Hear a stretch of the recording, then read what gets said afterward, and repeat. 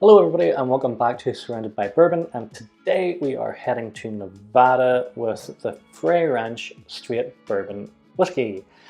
So Frey Ranch Farmers and Distillers, or Distillers and Farmers, I can't remember, yes, Distillers and Farmers I think on the website, were founded in 2006 by the husband and wife team of Colby and Ashley Frey. And they have a grain to glass ethos in the production of their whiskey. Farming itself goes back 5 generations of the Frey family, back to 1854 to be exact, which is actually a full decade before the state of Nevada even existed. The current ranch that they have in Fallon, Nevada dates back to 1920. And the distillery is now situated on a site that is about 2,500 acres, of which the family own about 1,500 acres outright. They only grow non-genetically modified crops, and all the milling, the malting, the distillation, the maturation and the bottling is done on site.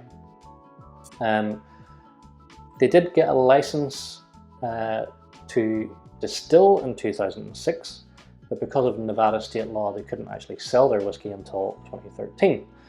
Now if you go on the website they will say that that time wasn't wasted because it allowed them to figure out how to actually grow the grains that they required for the distillation process, allowed them to play around with mash techniques and work with different yeast varieties as well.